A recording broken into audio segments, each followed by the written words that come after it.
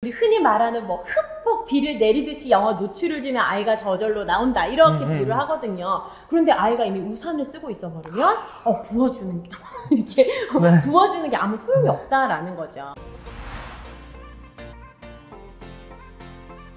안녕하세요. 조작가의 스몰빅 토크 코너입니다. 자녀교육의 전문가를 모시고 인터뷰해보는 시간인데요. 오늘의 인터뷰인은 15년차 영어 강사로 이제 유초등 분야 EBS 스타 강사이시면서 최근에 또 여러 강의들을 통해서 부모님이 아이들에게 영어 그림책을 읽어주는 노하우를 전수해주고 계시는 니콜 선생님이십니다. 시청자분들께 인사 부탁드릴게요.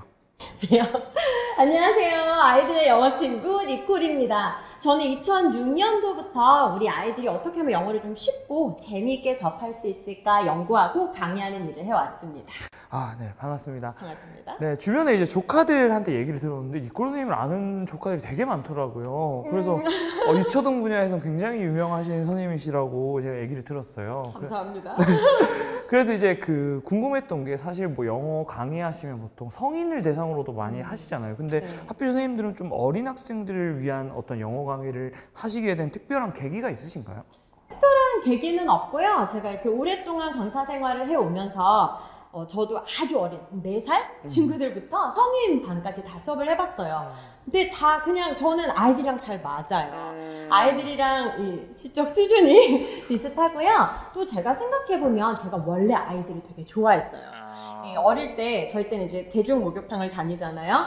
대중목욕탕 가면 제가 막 5, 6학년 이럴 때 동네 아이들을 평상에 모아놓고 엄마들 몸 씻을 때까지 봐주는 언니가 있어요. 그래서 제가 아이들을 워낙 좋아해서 수업을 해봐도 아이들이랑 가장 잘 맞고 또 제가 즐거움을 느껴서 아이들 강의에 매진하게 됐습니다. 네. 그러면 이제 그 EBS에서 그런 아이들을 위한 강의들을 오래 하셨어요. 근데 네. 이제 지금 아이들이 있으시죠? 네, 두 아이가 있습니다. 몇 학년인가요?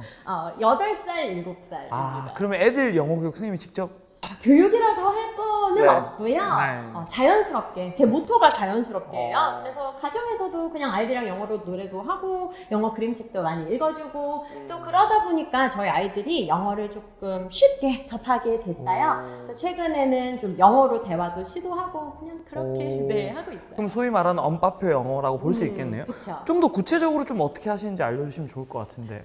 다들 영어 선생님은 뭐 특별한 거를 자녀한테 하나 궁금해 하실 텐데요. 제가 아주 오랫동안 강사 생활을 하면서 느낀 점이 있는데요. 아이들이 영어를 늦게 시작하거나 경험이 없는 것보다 더 힘든 게 아이가 영어를 싫어하는 거예요. 저희가 그런 친구들 너무 많이 봐서 나중에 아이를 낳으면은 영어를 등 돌리게 하는 일은 하지 말아야겠다. 그래서 말씀드린 대로 그냥 아이들하고 영어 노래 많이 부르고요.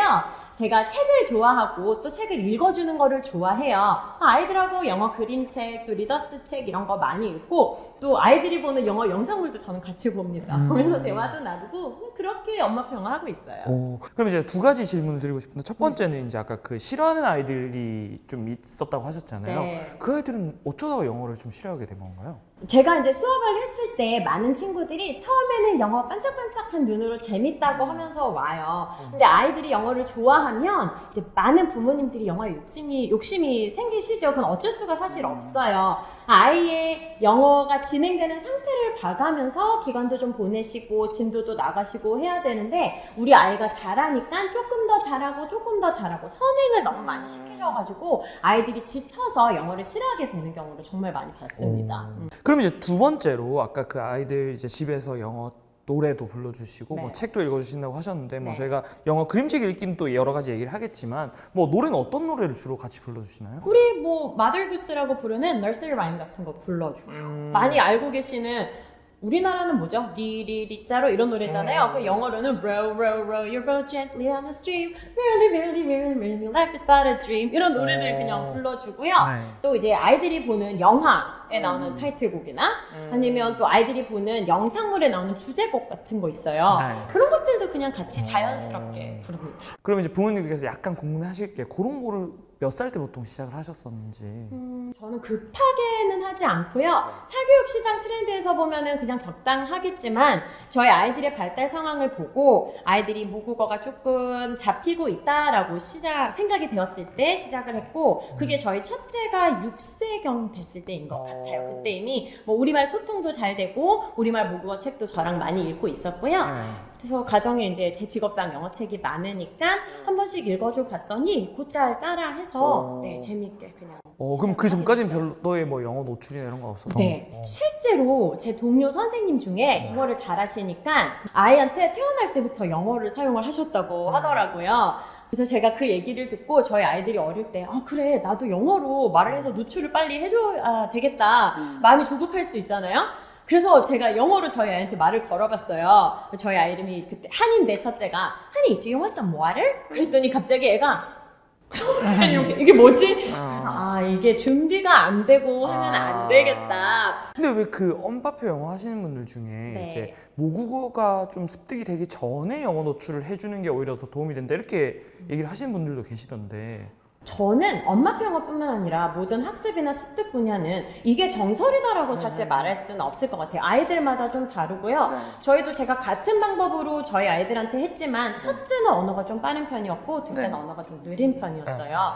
그래서 진행 상황이나 결과물이 다르기 때문에 꼭 뭐 모국어 먼저 해야 된다 이거는 아니지만 또 아이들마다 달라요. 어떤 아이들은 모국어가 너무 발달을 하면 영어는 그 수준에 못 미치기 때문에 영어를 거부하는 친구들도 있고요. 원래 언어에 관심이 많은 친구들은 사실 어느 시기에 접근을 시켜줘도 재밌게 잘 받아들이는 경우가 있어요. 하지만 전문가들이 영어를 조금 빨리 하면 좋다고 하는 이유가 있을 것 같기는 해요. 제가 경험으로 봤을 때 너무 늦게 시작하면 이미 영어가 과목이 되어버리죠. 입시도 준비해야 되고 수행도 해야 되고 그러면 엄마도 아이들도 영어를 재미있게 하거나 여러 가지를 시도해볼 마음의 여유가 없어요. 그래서 조금 일찍 시작하시면 언어적으로는 아이들이 귀가 조금 트일 수 있는 그런 장점이 있고요. 엄마도 아이도 막 오늘 진도 여기까지 나가야 돼, 뭐 단어를 외워야 돼 이런 압박이 없이 정말 자연스러운 환경에서 즐겁게 여러 가지 시도해보고 우리 아이가 영어에 대한 감정이 어떤지 또는 뭐 듣는 거 보는 거, 읽는 거 어느 부분을 좋아하는지 이런 걸 살펴서 아이한테 맞는 방법을 찾아줄 수 있는 기회가 많기 때문에 조금 일찍 시작했을 때 장점이 있지 않을까 생각을 합니다. 네. 그러면은 이제 선생님이 강사로서 좀 어린 친구들도 가르쳐 보셨고 또 이제 엄마로서 좀 또 어린 친구들에게 영어를 직접 이제 엄마표 영어를 해보신 거잖아요. 네. 이제 아까 그래서 거부감을 가지지 않게 하는 거, 영어에 대한 호감을 가지게 하는 거 되게 중요하다고 말씀하셨는데 네. 그거 외에 또 좀 유아기 시절의 영어 교육에서 좀 중요하다 싶을 게 있을까요? 어린 시절에 중요한 거는 사실 영어를 제일 처음 배울 때 가장 중요한 거는 노출이에요. 우리 모국어 생각해보면 아이들이 의미를 몰라도 뱃속에서부터 소리 듣는다고 하니까 소리를 많이 들어요. 그러니까 영어도 많이 좀 들려주시는 너무 문자 읽는 거에 조급해하시지 말고 좀 많이 들려줘서 아이들의 소리에 대한 인식이 있고 준비가 되었을 때 우리 흔히 시작하는 파닉스라든지 읽기라든지 또 문법이라든지 이런 것들이 좀 순차적으로 이루어지면 좋겠다 하는 게 네, 저는 영어 소리 노출을 조금 많이 생각하셨으면 좋겠어요. 근데 제가 하나만 덧붙이자면 이제 음악처럼 소위 말하는 흘려듣기라는 방법이 영어 소리를 배경에 그냥 틀어만 놓는 거라고 생각하시는 분들이 있어요. 그거는 아니고 우리가 아이들한테 인풋이라는 걸 줄 때는 그게 아이들이 인지하고 이해할 수 있는 내용이어야 되거든요. 이미 아이들이 알고 있는 뭐 엄마랑 읽어봤던 책의 내용을 음원으로 들어본다든지 봤던 영상물의 음원을 들어본다든지 그래야 아이들이 다른 일을 하다가도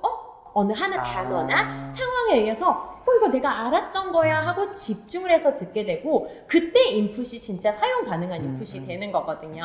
아이들 입장에서 이해하고 또 인지할 수 있는 그런 노출 환경을 만들어주시는 게 중요할 것 같습니다. 그러니까 한마디로 소음처럼 그냥 틀어놓는 게 아니라 정말 이 어떤 인지적 의미가 있는 이 듣기가 필요하다라고. 아이들 수준에서. 네, 알겠습니다. 네. 그러면 이제 유아 시절의 영어 이러면 이제 이 단어를 빼놓을 수가 없죠. 예, 영유. 예상한 단어네요. 네. 근데 이제 뭐 영유를 보내야 되나요, 말아야 되나요? 이거는 뭐 사실 애들 성향마다 다르고 상황이 다르기 때문에 이건 너무 뻔한 질문이고 사실 이제 영유를 보낼까 말까를 고민하시고 계시다면 좀 어떤 부분들을 고려해서 보낼지 말지를 이제 정하는 게 사실 그게 더 중요한 본질인 것 같아요. 그래서 어떤 부분에 좀 유의하면 좋을까요? 말씀대로 이제 유치원을 보낼 시기가 되면 모든 엄마들이 사실 한 번씩은 고민을 할 거예요. 근데 영어 유치원이라는 게 또 유치원마다도 그 교육 과정이 다르기 때문에 일반화할 수는 없지만 제가 가르쳤던 친구들을 기준으로 보면 낯선 환경에 적응을 좀 잘하는 그런 친구들이 빨리 적응해서 결과물을 보여줄 확률이 더 많기도 하고요. 또 아이들에 따라서 많이 흡수한 다음에 발화까지의 시간이 좀 오래 걸리는 친구들이 있어요. 그런 친구들보다는 아무 말이나 좀 잘 내뱉고 들은 대로 잘 따라하는 그런 친구들이 있어요. 학습자로 봤을 때는 오디오 링구얼 러너라고 하는 귀로 잘 배우고 또 말 많이 뱉는 이런 친구들, 내 아이가 그런 활달한 성향이고 귀와 말로 언어를 많이 습득하는 스타일이다 라고 한다면 영어에 갔을 때 조금 더 빨리 적응하고 또 기대하시는 효과를 내줄 확률이 좀 높기는 하겠죠. 네. 지금까지 영유 얘기를 해봤고 이제 또 언빠표 영어 이런 여러 가지 집에서 할 수 있는 여러 가지 방법들에 대한 얘기를 좀 해봐야 될 것 같은데 네. 일단 선생님 유튜브에서 이제 그 영어 동화 그림책을 읽어주는 영상들을 이제 많이 봤어요. 그래서 아이들에게 영어 동화 그림책을 좀 직접 많이 읽어주시는 편인지 그리고 좀 여러 가지 방법 중에서 선생님이 생각하시기에 책 읽어주는 게 가장 좋은 방법일지. 일단 첫 번째 질문, 많이 읽어주는 편입니까? 많이 읽어주는 편입니까? 얼마나요? 저희는 뭐 이렇게 펜이나 CD 같은 음원 활용하지 않고요. 네. 그냥 제가 다 한글책, 영어책 전부 다 읽어줬어요. 그러면 또 사람들이 왜 음원을 활용하지 않습니까? 왜 선생님이 직접, 엄마가 직접 읽어줘요? 라고 하면 일단 저는 그냥 제가 읽는 거를 좋아하고요. 그러면서 아이들이랑 교감하는 그 느낌이 좋아서 그렇게 했어요. 물론 이제 많은 고민들을 엄마들이 하실 거예요. 나는 영어 발음이 이런데 정확하지 않은데 내가 아이한테 잘못된 발음을 주는 거 아닐까? 내가 영어책을 읽어주는 게 맞을까 고민하실 텐데요. 엄마가 영어책을 읽어줬을 때 좋은 점은 음원은 아이들한테 반응을 해주죠. 내 아이가 여기서 조금 더 이 장면을 즐기고 싶던지 아니면 여기서는 긴장이 고조돼야 되는데 내 아이는 충분히 몰입하지 못했어. 이런 부분을 음원은 캐치를 못해요. 하지만 엄마가 읽어줄 때는 영어는 조금 부족하지만 내 아이가 얼만큼 따라오는지를 보면서 거기에 맞게끔 다 바꿔서 읽어줄 수 있고 매번 읽는 게 달라지잖아요. 그리고 읽으면서 아이랑 대화도 하시고 그러니까 그거는 음원이나 뭐 원어민의 아무리 유려한 발음과도 바꿀 수 없는 그런 경험인 거죠. 네. 그러면 이제 부모님이 그런 영어 동화나 또는 그림책을 읽어줄 때 좀 어떻게 읽어주는 게 좀 좋을지 선생님의 어떤 노하우 이런 게 있을까요? 너무 뻔한 얘기인데 재밌게 네. 재밌게 읽어주는 게 중요해요. 네. 물론 부모님들은 발음이나 병합도에 좀 신경을 많이 쓰실 거예요. 장기적으로 봤을 때 엄마가 그게 힘들지 않으시면 뭐 엄마 공부도 될 겸 내 아이한테 좋은 인풋을 주기 위해서 공부 조금 하셔서 더 정확하게 읽어주실 수도 있어요. 근데 저는 그것보다 더 많이 권장을 드리는 게 먼저 책을 한번 훑어보시고 어떻게 하면 우리 아이한테 이걸 입체감 있게 재밌게 읽어줄 수 있을까를 고민하시라고 말씀을 드려요. 그래서 이제 제가 코칭하는 과정에서는 목소리 변조, 남자, 여자, 뭐 아이들, 할아버지, 할머니 목소리 이런 연습도 좀 하고요. 감정을 실어서 읽는 거 이런 연습도 많이 시켜요. 두 가지 이유가 있는데요. 우리가 흔히 말하는 유창성이라고 하면 빨리 잘하는 것만 유창성이라고 생각하는데 실제 유창성 기준에는요. 정확도도 있고 또 속도를 너무 빠르거나 너무 느리지 않게 하는 것도 있고요. 더 중요한 건 감정을 넣어서 또 문장 보호를 지켜서 하는 거를 유창성이 있다고 얘기를 해요. 엄마가 그런 부분을 잘 지켜서 감정도 넣어가면서 로봇 같지 않게 재밌게 읽어주시면 아이들은 그 유창성 부분을 배우는 거고요. 또 사람은 누구나 잘하는 사람을 보면 따라하고 싶잖아요. 엄마가 영어책을 재밌게 잘 읽어주면 아이가 지금은 영어를 모르더라도 영어를 보는 태도도 배울 것이고요. 아, 영어책을 읽을 때는 이렇게 재미있게 읽는 거구나. 그러면 아이가 스스로 나중에 읽게 되었을 때도 그런 부분을 똑같이 마델링을 해서 할 수 있어요. 그래서 선생님이나 엄마의 입장에서 중요한 게 아이들한테 책을 읽어줄 때 재밌게 읽어줘서 아이도 자발적으로 참여하고 싶게 하는 게 아주 중요합니다. 이 얘기는 결국은 엄마 아빠의 영어 실력이 조금 부족해도 그게 어떤 진정성과 진짜 그 스토리에 몰입감을 줄 수 있다면 사실은 그게 훨씬 더 큰 효과를 줄 수 있다라고 볼 수 있겠네요. 맞습니다. 네. 그럼 혹시 방금 말씀 주신 재미있게 읽어주는 거, 소울을 담는 거 외에 또 유의할 점이 있다면 어떤 게 있을까요? 이거는 제가 터득한 방법이고 많은 분들께 알리려고 노력하는 건데요. 엄마 아빠들께서 책을 읽어주실 때 내가 읽어주는 내용을 내 아이가 다 알아야 된다고 생각하세요. 왜? 우리는 공부를 위해서 읽어주는 거니까. 그런데 생각해보면 우리 아이들한테 우리가 모국어 책을 읽어줘도 아이들이 그 말을 싹 다 아는 건 사실 아니에요. 근데 영어에 있어서만은 이상하게 내가 읽어주는 단어 하나하나 이 문장 패턴 이런 것들을 내 아이들이 100% 이해를 해야 된다고 그런 좀 강박이 있으신 것 같아요. 그러다 보니까 영어 문장 하나 읽고 우리말로 해석해주고 영어 문장 하나 읽고 우리말로 해석해주고 그러면 엄마 아빠의 어떤 심리적인 해소는 되실지 모르지만 우리가 영어뿐만 아니라 언어를 배우는 데 있어서 가장 중요한 모호성을 견디고 언어의 그 의미를 유추하는 힘을 기회를 우리가 뺏어버리는 거예요. 웬만하면 해석을 해주는 습관을 조금 내려놓으시고 그냥 전달을 하시고 만약에 아이가 물어보면 그림 클루를 이용하시던지 글쎄 엄마도 잘 모르겠는데 아빠도 잘 모르겠는데 우리 읽으면서 찾아보자 이렇게 가이드를 하셔서 아이들도 언어를 너무 누르면 해석이 나오는 기계처럼 접하지 않고 생각하는 힘 또 언어를 알아가는 재미 이런 것들을 좀 기를 수 있도록 가정에서도 신경을 써주시면 좋을 것 같아요. 그럼 읽어줄 때 어떻게 보면 그림이나 스토리의 흐름이나 또는 읽어주는 사람의 표정 이런 것들을 통해서 의미를 유추할 수 있게 하는 것 자체가 굉장히 좋은 트레이닝이 된다라고 볼 수 있겠네요. 그럼 이제 여러 가지 방법에 대한 저희가 뭐 얘기를 좀 나눠봤어요. 그럼 이제 결국은 이런 부모님이 영어 어떤 멘토가 되어주는 거 또는 어떻게 보면 가이드가 되어주는 거 이제 소위 말하는 엄마표 영어 이거 할 때 이제 가장 중요한 거 한 두세 가지 정도만 꼽는다면 뭐라고 봐야 될까요? 가장 중요한 거는 아이와의 관계예요. 왜냐면 우리가 뭐 말씀드렸듯이 모두에게 딱 맞는 성공하는 방법이라는 건 사실 없습니다. 내 아이한테 맞는 여러 가지를 시도를 해보고 그 속에서 딱 우리 집만의 우리 집표 영어 방법을 찾게 되는데요. 엄마 아빠와 아이와의 관계가 경직되어 있으면 엄마 아빠가 아무리 좋은 영어 방법, 영어 교재 이런 것들을 아이들한테 갖다 주셔도 제공을 하셔도 아이 마음이 닫혀 있으면 그건 아무 소용없는 방법이 되는 거예요. 예전에 어떤 작가님이 우리 흔히 말하는 뭐 흠뻑 비를 내리듯이 영어 노출을 주면 아이가 저절로 나온다 이렇게 비유를 하거든요. 그런데 아이가 이미 우산을 쓰고 있어 버리면 부어주는 게 이렇게 부어주는 게 아무 소용이 없다라는 거죠. 그래서 아이와의 관계가 경직되지 않도록 또 흔히 말하는 등 돌리고 처지지 않도록 관계를 잘 유지하시는 게 중요하고요. 그걸 반대로 말하면 아이와의 소통이 원활하고 아이의 감정을 잘 살피고 계시면 아이가 영어를 배우는 중간중간에 항상 순탄할 수만은 없어요. 그래서 힘든 일이 생겼을 때도 엄마의 대화를 통해서 또 아이가 자라가면서 맞는 방법을 계속 찾아가실 수 있기 때문에 엄마표 영어뿐만 아니라 그냥 가장 기본적인 건 아이와의 관계를 잘 유지하시는 거라고 꼭 말씀을 드리고 싶어요. 결국은 부모-자녀 관계가 흐림이 아니라 맑음이어야 된다.